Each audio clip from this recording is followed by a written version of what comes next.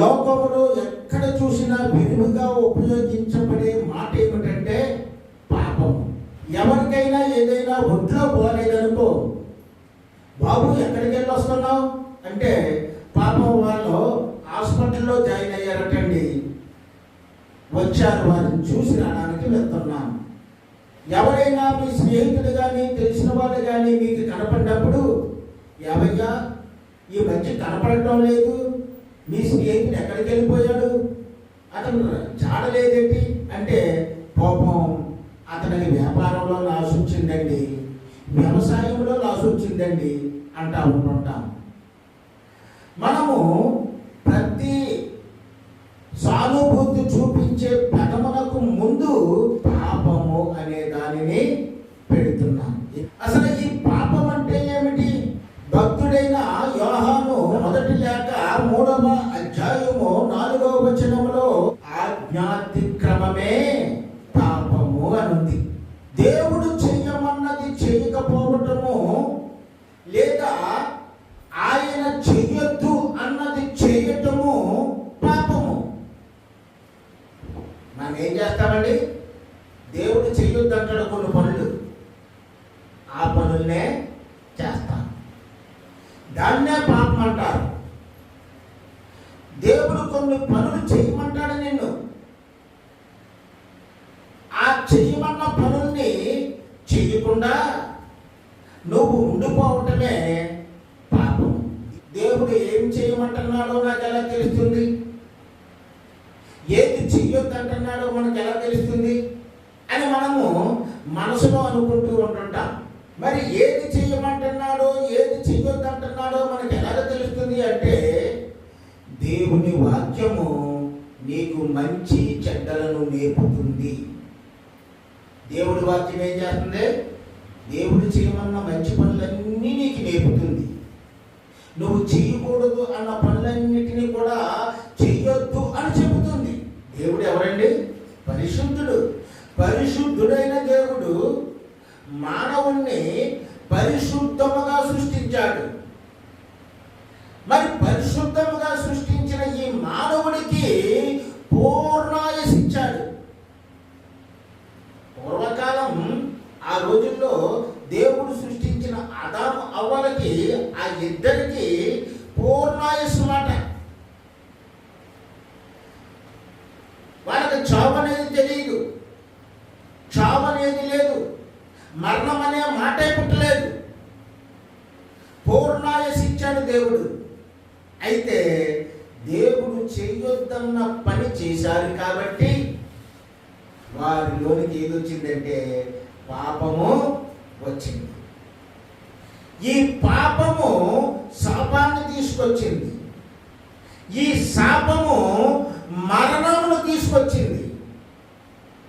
ఈ మరణంతో, మరణ భయంతో మానవుడు బ్రతికేలాగా చేసింది. దేవుడు ప్రేమమయుడు.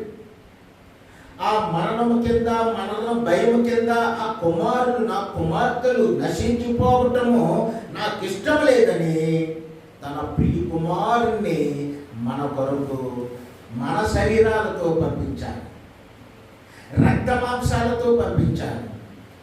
ఆయన చిందించిన రక్తము వల్ల, ఆయన చేసిన త్యాగం వల్ల మనకి ఏం కలుగుతుందంటే రక్షణ అనేది కలుగుతుంది. మనల్ని మరి పాపము విషయంలో మీరు బహు జాగ్రత్తగా ఉండాలి సుమి అని హెచ్చరిక చేస్తూ ఉన్నాను. మొట్టమొదటిది ఏమిటంటే మూర్ఖుని యోచన పాపం. పరిశుద్ధ గ్రంథం ఏమంటుందంటే మూర్ఖుని యొక్క యోచన గురించి మాట్లాడుతుంది. మూర్ఖుని యొక్క ఆలోచన, ఈ మూర్ఖుడి ఆలోచనలో పాపము ఉంటుంది. ఈ మూర్ఖుడి యొక్క హృదయము పాపపు తలంపులతో నిండిపోయి ఉంటుంది. ఈ మూర్ఖుడి యొక్క హృదయంలో నుండి వచ్చిన ప్రతి ఆలోచనను బట్టి తన యొక్క పనులుంటాయి, తన యొక్క క్రియలుంటాయి. మరి ఇవన్నీ పాపపు జాడలే కదా.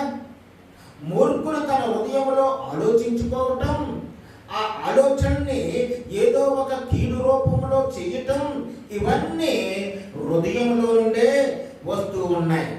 మరి అసలు ఈ చెడ్డ తలంపులే లేకపోతే, చెడ్డ ఆలోచనలే లేకపోతే ఏ మానవుడైనా పాపం చేస్తాడా? ఎవడో కూడా పాపము చేయనే చేయడు. అందుకే ప్రభువైన యేసుక్రీస్తు వారు శాస్త్రులకు పరిసయ్యులకు బుద్ధి చెప్పి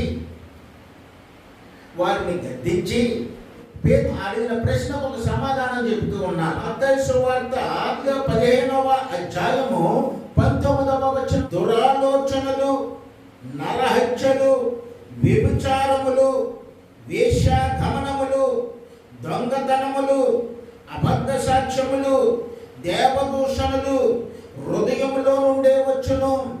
మూర్ఖుడు తలంపులు హృదయములో నుండే వస్తాయి. మూర్ఖుడేంటి? మన తలంపులు కూడా హృదయంలో నుండే వస్తాయి. మనం దేవుణ్ణి నమ్ముకున్న వాళ్ళము కాబట్టి మనం ఏం చేయాలి? చెడ్డ తలంపులను తీసి పక్కకు తోసేసి మంచి వాటిని మనము కొనసాగించుకుంటూ ఉండాలి. చాలా మంది మూర్ఖులు దేవదూషణ చేస్తూ ఉంటుంటారట. దేవదూషణ అంటే ఏంటి? దేవుణ్ణి దూషించటం, దేవుణ్ణి నిందించటం, దేవుణ్ణి తిట్టటం, దేవుణ్ణి అసహించుకోవటం. ఇవన్నీ ఎవరు చేసే పనులు అంటే మూర్ఖులు చేసే పనులు. శ్రీకాంత్ అని ఒక యవ్వన సేవకుడు ఉన్నాడు. తెలంగాణ ప్రాంతంలో సేవ చేస్తున్నాడు. ఏదైనా ఒక వీధిని చూసుకుని ఆ వీధిలో పాటలు పాడుతూ దేవుణ్ణి స్తుతిస్తూ ఆ వచ్చిన వారికి వాక్యం చెబుతా ఉండేవాడు యేసు ప్రభు గురించి. ఒకరోజు ఒక రోడ్డు మీద, అలాంటి సిమెంట్ రోడ్లు ఉంటాయి కదా మనకి, ఆ రోడ్డు మీద ఆ సాయంత్రం వారిని వీరిని పిలిచి, అమ్మా దేవుని స్తుతించుకుందాం రండి అంటే వచ్చి కూర్చున్నారు. కూర్చున్న తర్వాత పాటలు పాడి దేవుని వాక్యం చెబుతూ ఉన్నాడు. ఆ రోడ్డుకి పక్కన కొంచెం దూరంలో ఒక ఇల్లు ఉంది. ఆ ఇంటిలో ఒక ఆవిడ గొంతు చించుకుని పెద్ద పెద్ద కేకలేస్తుంది. ఈ సేవకులు అనుకున్నాడు కదా, వాళ్ళ ఇంట్లో ఏం గొడవలు జరుగుతున్నట్టుకున్నాయి, కేకలేసుకుంటున్నారు అనుకున్నాడు. సరే, ఇతను వాక్యం చెప్పుకుంటున్నాడు, యేసు ప్రభు రక్షకుడిని ప్రకటిస్తూ ఉన్నాడు. ఆమెకు ఇంకా ఇంకా ఇంకా హృదయం రగిలిపోతుందేమో, ఇంకా బిగ్గరగా కేకలేస్తుంది, తిడుతుంది, దోషణలు చేస్తుంది, రకరకాలుగా మాట్లాడుతుంది. ఇంకా కోపం పట్టలేక స్టవ్ మీద వేడి వేడి నీరు పెట్టి ఆ నీటిని తీసుకొచ్చి ఆ వేడి నీటిని ఆ వాక్యం చెప్తున్న సేవకుడి మీద చల్లేసి ఆ సంఘంలో ఆ కూర్చున్న వాళ్ళ మీద కూడా చల్లేసింది. పదరా పోరా, ఇక్కడ యేసు ప్రభు మాట చెప్పొద్దన్నాం కదా, యేసు ప్రభు గురించి ఇక్కడ మాట్లాడొద్దన్నాం కదా, వేడి వేడి నీరు చల్లేసింది. ఈ సేవకుడు బాధపడలేదు. ఎప్పుడు కూడా క్రైస్తవులు వారిని ఎంత దూషించినా, ఎంత తిట్టినా, ఎంత కొట్టినా సహిస్తారు, భరిస్తారు. పెళ్ళెత్తు మాట ఎదుటి వారిని అండు. ఈ సేవకుడు కూడా అలాగే, అమ్మ దేవుడు నిన్ను సమాధానపరచును గాక అన్నాడు. అయినా వల్ల దేవుడు నీకు శాంతినిచ్చును గాక అన్నాడు. అయినా వల్ల ఇంకా విపరీతంగా తిడుతుంది. తిడుతున్నప్పుడు చివరికి అక్కడ ప్రార్థన ముగించేసుకుని ఆయన వెళ్ళిపోయారు. ఎవరింటికి వాళ్ళే వెళ్ళిపోయారు. కాలం గడుస్తుంది. 2 వారాలు అయింది. 2 వారాలు అయిన తర్వాత ఆ ఇంట్లో ఒక ఏడుపు బిగ్గరగా వినపడుతుంది. ఏంటి అని అక్కడ చుట్టుపక్కల వాళ్ళు వెళ్ళారు. చుట్టుపక్కల వాళ్ళు వెళ్తే వాళ్ళు కూడా ఆశ్చర్యపోయారు. ఆ ఇంటిలో ఆమె భర్త చాలా ఆరోగ్యంగా ఉంటాడు, బలముగా ఉంటాడు, ఎత్తుగా ఉంటాడు, ఏ జబ్బు లేనివాడు. ఆ భర్త సడన్గా చనిపోవటం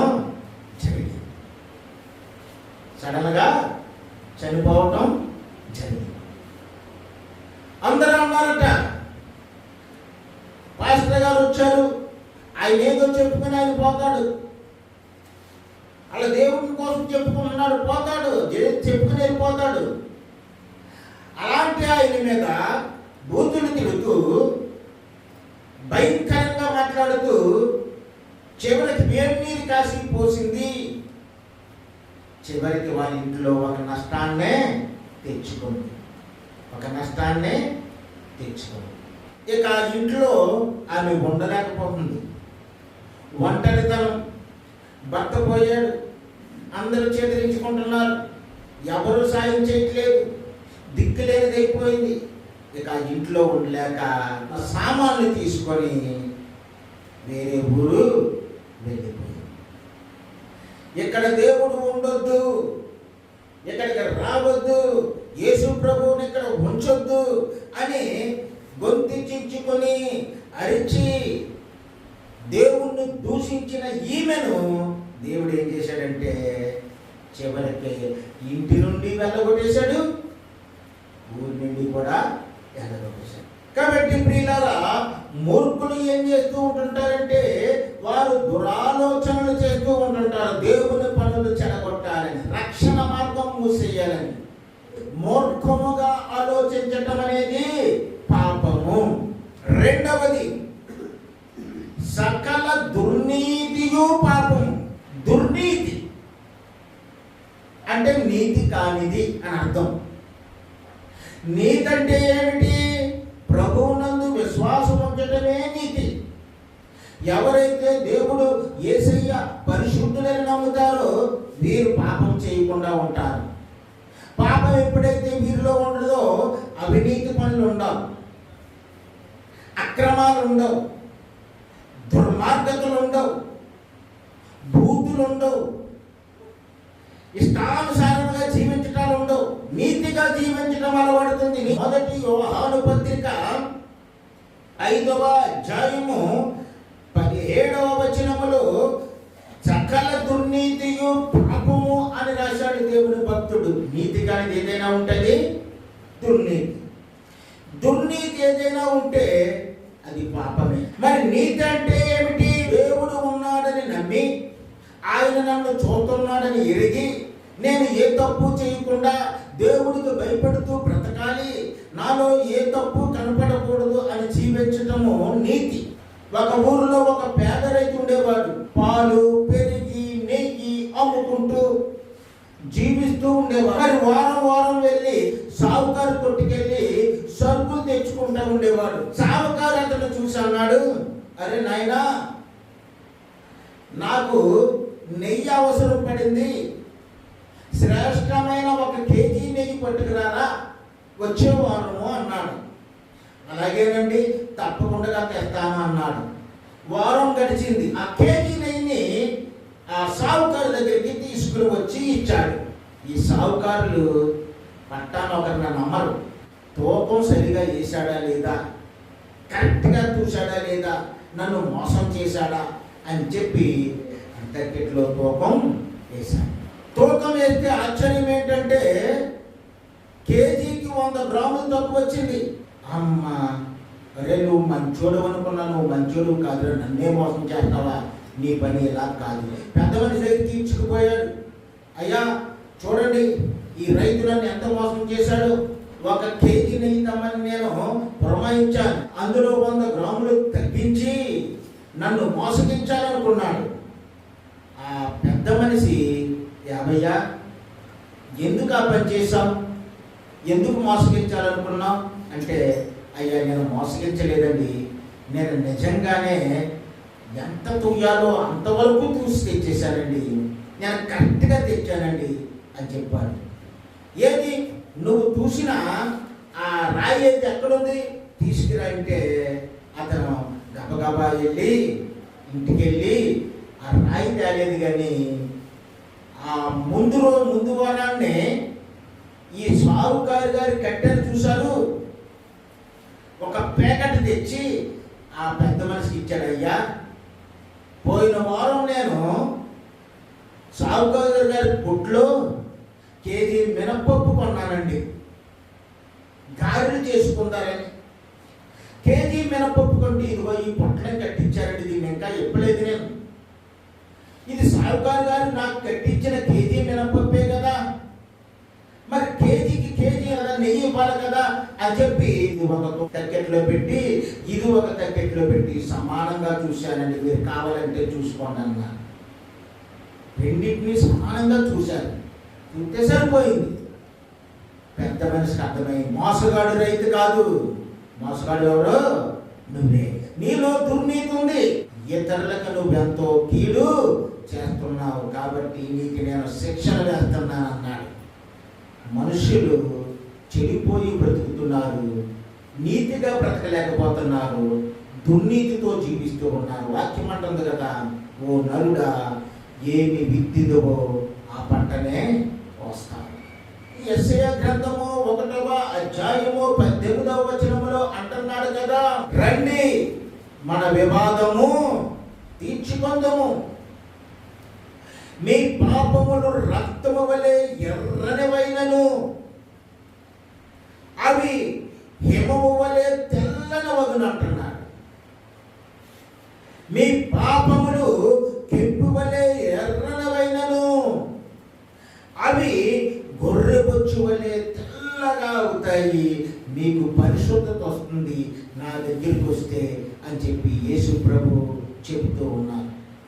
కాబట్టి దేవుని పిల్లలమైన మనము మోసం అనే ఊపిలో ఎంతకాలం ఎంతవరకు ఎప్పుడు కూడా మనము పడడానికే చూడకూడదు. మరి మూడవది ఏమిటి? మూడవ విషయాన్ని మనము గమనించినప్పుడు, విశ్వాస మూలము కానిది ఏదో అది పాపము. దేవుడు విశ్వాసానికి కర్త అని దేవుని వాక్యం చెబుతుంది. మన దేవుడు ఎవరండి? విశ్వాసానికి కర్త. ఆయన నమ్మాలి. మనం కష్టంలో నమ్మాలి, ఆనందంలో నమ్మాలి, సంతోషంలో నమ్మాలి, అన్ని స్థితుల్లోనూ యేసు మీరు నమ్మండి, విశ్వసించండి. రోమీయులకు రాసిన పత్రిక 14వ అధ్యాయము 23వ వచనము, విశ్వాసము కానిది ఏదో అది పాపము. విశ్వాసము కానిది ఏదట?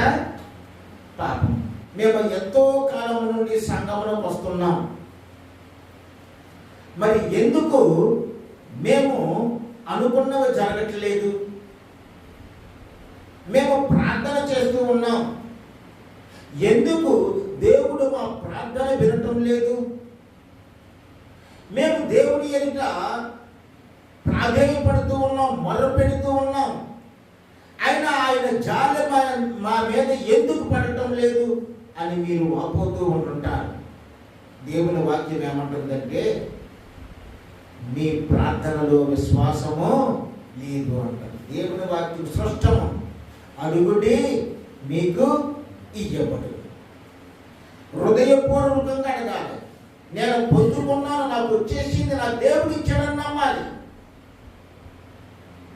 అలాంటప్పుడు నీ విశ్వాసము ద్వారా నువ్వు ఎంత గొప్ప కార్యాలైనా చేయగలుగుతావు. చాలా సందర్భాలలో విశ్వాసం లేక మనం ఏమైపోతూ ఉంటుంటామంటే, విశ్వాస యాత్రలో వెనక్కపోతూ ఉంటుంటాం. అవిశ్వాసులు చాలా మంది ఉంటుంటారు. అందరూ విశ్వాసులు ఉంటారు కదా మన చుట్టూని, దేవుని నమ్మని వారు ఉంటారు. అవిశ్వాసులు చాలా మంది ఉంటారు. ఈ అవిశ్వాసుల్ని ఏం చేస్తూ ఉంటుంటారంటే, వెనక్కి లాగుతూ ఉంటుంటారు, వెనక్కి ఇంకా లాగుతూ ఉంటుంటారు. లాగుతూ ఉంటే అదే నిజం అనుకుంటూ ఉంటుంటారు. ఒక విశ్వాసికి ఒక సంఘంలో జ్వరం వచ్చింది. ఏమొచ్చింది? జ్వరం వస్తే సాధారణంగా మన అలవాటు ప్రకారం ఏం చేస్తామంటే, మెడికల్ షాప్కి వెళ్ళి, అయ్యా నాకు జ్వరం వచ్చింది, ఒళ్ళు నొప్పులు వస్తున్నాయి, ఈ నొప్పులు వస్తున్నాయి, ఈ నొప్పులు వస్తున్నాయి అని చెప్తే వాళ్ళు ఏదో ట్యాబ్లెట్ ఇస్తారా, ట్యాబ్లెట్ మింగుతాం. అది మామూలు జ్వరం అయితే తగ్గిపోతుంది. అలా వెళ్ళి ట్యాబ్లెట్లు తెచ్చుకుని మింగాడు, 3 రోజులు తగ్గలేదు. తగ్గకపోతే ఆ దారంట పోయే వాళ్ళు వస్తారు కదా, ఏంటి మంచం మీద పడుకున్నామంటే జ్వరం వచ్చిందిరా, 3 రోజుల నుండి తగ్గలేదంటే, అయితే ఇది అదే అంటాడా? అదే ఇది అదే అంటాడు. ఏదంటే అదే, నువ్వు పలానా చోటుకి వెళ్ళి కట్టించేసుకో, తాయితీ కట్టించేసుకో, పలానా చోటుకి వెళ్ళి తాయితీ కట్టించేసుకో, ఇది అదే అంటాడు. మరి పాపం అతను చెప్పినట్టే వెళ్ళి భూత వైద్యుడు ఉంటాడు దగ్గరికి వెళ్ళి తాయితీ కట్టించుకున్నాను. తాయితీ కట్టించుకుంటే జ్వరం తగ్గలేదు కదా, ఇంకా పెరిగింది. ఎందుకు పెరిగిందంటే ఆ లోపల ఉన్న పారాసైట్కి, ఆ లోపల ఉన్న జ్వరాన్ని కలిగించే సూక్ష్మజీవికి సరైన మందు పడలేదు. ముదురుతుంది జ్వరం, గజ మునిగిపోతే అలాగలాగా చివరికి కోమా స్టేజ్ వరకు వచ్చేసేట్టు నడవలేని పరిస్థితికి వచ్చేస్తే ఆ ఊళ్ళో నాబోటోడు ఉన్నాడు. నాబోటోడు ఉంటే చూసి ఏంటి ఎలాగైపోతున్నాడు, ఎలాగంటే ఇలా నా వారు రోజు నుండి ఎలాగే ఉన్నాడండి, జ్వరం తగ్గట్లేదు, ట్యాబ్లెట్ వేస్తుంటే ఒక గంట తగ్గుతుంది మళ్ళీ వచ్చేస్తుందంటే, ఒరే పిచ్చి వాళ్ళారా, ట్యాబ్లెట్ వేసినప్పుడు ఒక గంట తగ్గి మళ్ళీ వచ్చేస్తుందంటే అది మామూలు జ్వరం కాదురా, టైఫాయిడ్ అన్నీ అయ్యి ఉంటుంది, వైరల్ ఫీవర్ అన్నీ అయ్యి ఉంటుంది. మీరు ఎంత దారుణానికి తీసుకొచ్చేసారేంటి, అర్జెంటుగా హాస్పిటల్కి తీసుకెళ్ళండి, బ్లడ్ టెస్ట్ చేయించాలా అన్నప్పుడు తీసుకెళ్తే ఆ విశ్వాసకి ఏమైందంటే బ్లడ్ టెస్ట్ చేస్తే టైఫాయిడ్ పెరిగిపోయింది. మనుషులు మిమ్మల్ని విశ్వాసములో నుండి బయటికి తీసుకురావడానికి, దేవుని మీద నమ్మకం చెడగొట్టడానికి రకరకాల మాటలు చెబుతూ ఉంటుంటారు. దేవుడు చేసిన సృష్టిని నువ్వు మార్చలేవు. ఈ గుమ్మం తీసి అక్కడ, గుమ్మం తీసి ఇక్కడ, ఈ కిటికీ తీసి ఇక్కడ, తీసి ఇక్కడ, పైగా పిప్పేసినా ఏం చేసినా నువ్వు ఏమీ మార్చలేవు. వాస్తు కాదు, నీకు క్రీస్తు కావాలి. ఏం కావాలి? క్రీస్తు కావాలి. చిన్నబ్బాయి మాస్టర్ అని చనిపోయారు, నా స్నేహితుడప్పుడు ఆయన అనేవాడు, వాస్తు లేదు ఏమీ లేదు, దశ బాగున్నవాడికి ఏ తీసుకెళ్ళినా బాగానే ఉంటుంది అనేవాడు. దశ బాగుంటే దిశే బాగుంటుంది అనేవాడు. నీ దశ బాగుందనుకో, నువ్వు ఎక్కడికి వెళ్ళినా నీకు హ్యాపీగా ఉంటుంది. కాబట్టి ఇలాంటి అవిశ్వాసానికి మనం జారిపోకూడదు. యేసు ప్రభు వారు శిష్యులు చూసి ఇన్ని అద్భుతాలు చేసినా, గొప్ప కార్యాలు చూసినా వారు అప్పుడప్పుడు ప్రభుతో తిరిగిన వాళ్ళే పడిపోయారు. ఒక రోజు వాళ్ళు ఏం చేస్తున్నారంటే అద్దరంటే అటువైపు ఉన్న ఒడ్డుకి పడవ మీద వెళ్తున్నారు. చాలా దూరం వెళ్ళిపోయారు. రాత్రిగా సముద్రంలో ఏమొచ్చిందంటే వాళ్ళకి పెద్ద తుఫాను వచ్చేసింది. గాలులు వస్తాయి, వాన వస్తుంది, అలలు లేస్తాయి, పడవ అల్లల్లాడిపోతాయి. ఇంకా మునిగిపోతాం, చచ్చిపోతామనే స్థితికి వచ్చేసారు. వారు ఆందోళన పడిపోతున్నారు, చింతపడిపోతాం. మనం ఏం చేస్తామంటే సమస్య వచ్చిందంటే ముందు మనం అటు ఇటు మన ప్రయత్నాలు మనం చేసేసుకుంటా ఉంటుంటాం అంతే. నీ ఇంట్లో ఎవరున్నారో యేసు ప్రభు ఉన్నారు. మరి యేసు ప్రభు దగ్గరికి మాత్రం ఆఖరుని వెళ్తాం. ప్రభువా అన్నీ చేసేసాను, ఎక్కడ పని జరగట్లేదు, నేను చేతులు ఎత్తేసాను, ఇంకా నేను ఏమీ చేయలేను అన్నాను. వీళ్ళ పరిస్థితి అలాగే ఉంది. ఆఖరు గుర్తొచ్చాడు, అక్కడ యేసు ప్రభు ఉన్నారు. ప్రభువా మేము నశించిపోతున్నాము, నీకు చింత లేదా? ఆయన చింత అంతా మన కోసమే కదా. మనము నశించిపోయి నరకానికి పోకూడదని ఆయన పరలోకాన్ని విడిచిపెట్టేశాడు కదా. ఆయన చింత అంతా నీ బ్రతుకు కోసము, నీ జీవితం కోసము, నీకు నిత్య జీవం ఇవ్వటం కోసము, నిన్ను పాపం నుండి విడుదల చేయటం కోసము, ఈ పాపపు లోకములో నుండి నిన్ను కాపాడటం కోసం ఆయన చింత అంతా. ఇప్పుడు యేసు ప్రభు లేచి వారి అవిశ్వాసాన్ని చూసి, మత్తయి సువార్త 8వ అధ్యాయం 26వ వచనం, అందుకాయన అల్ప విశ్వాసులారా ఎందుకు భయపడుచున్నారని వారితో చెప్పి లేచి గాలిని సముద్రమును గద్దింపగా మిక్కిలి నిమ్మలమాయను. దేవునికి స్తోత్రము కలుగును గాక. ఏమంటున్నాడు ఇక్కడ? ఓ గొప్ప విశ్వాసులారా అంటున్నాడా? లేదు, అల్ప విశ్వాసులారా. ఇంకా తగ్గించి మాట్లాడేదంటే అసలు నా మీద నమ్మకం లేని మనుషులారా అంటున్నాడు. అంతే. మీరు గుళ్ళోకి వస్తున్నారు కానీ, వాక్యం వింటున్నారు కానీ, ప్రార్థన చేస్తున్నారు కానీ నా మీద మీకు నమ్మకము లేదు. అల్ప విశ్వాసులారా. ఇప్పుడు భయపడుతున్నారు? కుటుంబం అనేది అలల చేత కొట్టబడుతున్నప్పుడు మన జీవితం ఎలాంటిదట? సముద్రంలో పడవ లాంటిది. మానవుడి జీవితం ఎలాంటిది? సముద్రంలో పడవ లాంటిది. మనం ధైర్యంగా ఉండాలి. అలలు వస్తాయి, కొడతాయి, కెరటాలు వస్తాయి, తోసేస్తాయి, రకరకాల బాధలు వస్తాయి, ఈదురుగాలు వస్తాయి. ఈ వచ్చినప్పుడు నువ్వు విశ్వాసంతో ఇంకా గట్టిగా అడగాలి దేవుణ్ణి. ప్రభువా, ఈ అల చాలా గట్టిగా పడుతుందయ్యా, ఈ అల చాలా గట్టిగా పడుతుంది. ప్రభువా, నాకు ఈదురుగాలు చేస్తున్నాయి నా జీవితం మీదకి, ఎటువైపు నుండో వస్తున్నాయి, నేను ఊహించిన విధంగా వచ్చేస్తున్నాయి, హఠాత్తుగా వచ్చేస్తున్నాయి. ఇంకా ఇంకా విశ్వాసంగా నువ్వు అడగాలి, ఇంకా ఇంకా విశ్వాసంతో అడగాలి, నమ్మకంతో అడగాలి. అయితే మనం ఏం చేస్తున్నామంటే, ఈ శిష్యుల వలె మనం ఏం చేస్తున్నామంటే భయపడిపోతూ ఉన్నాం. క్రైస్తవుడైన నీకు భయం ఉండరాదు. క్రైస్తవుడైన నీకు ఏముండరాదు? భయము ఉండకూడదు. భయం అనేదే ఉండకూడదు. యోహానును పట్టుకున్నారు.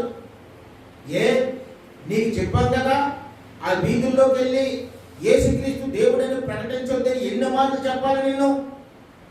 ఆ రోమా చక్రవర్తి గద్దించాడు యోహానుని. నా దేవుణ్ణి నేను కన్నులారా చూశాను, నా దేవుణ్ణి ప్రకటించకుండా నేను ఎలా ఉండగలను? మరి చక్రవర్తికి కోపం రాదా? వెంటనే కోపం వచ్చింది. భటుల్ని పిలిచాడు. పెద్ద గానుగా గానుగా చెరుకు రసాన్ని మంటెట్టి చేస్తారు కదా, ఏంటన్నది పెనం, పెద్ద పెనం లాంటిది, పెద్ద పెనం లాంటిది రప్పించాడు. ఎంత లోతైన పెనం మాట రప్పించి దాన్ని నిండుగా నూనె పోయించాడు. నీరైతే పోగదని నూనె, దాన్ని మంట పెట్టించాడు. మనం గాలి వేసుకుంటున్నప్పుడు పెనంలో నూనెసి మంట పెడితేనే అది చూస్తేనే భయపడతాం. అది మీద పెడితే ఎక్కడైతే మన చర్మం పక్కులు వచ్చేస్తుందని. ఇదిగో నీకోసమే దాన్ని మరిగిస్తున్నాను. యేసు దేవుడు కాదని ఒప్పుకో, యేసు దేవుడు కాదని ఒప్పుకో, యేసును ప్రకటించాలని ఒప్పుకో. ఆయన కళ్ళెదుట మరుగుతుంది. అది యోహాను గారి కళ్ళెదుట మరుగుతుంది. ఆ నూనె మరిగిపోతుంది. నూనె మరిగిపోతుంటే ఈయన అంటున్నాడు, నా యేసే దేవుడు.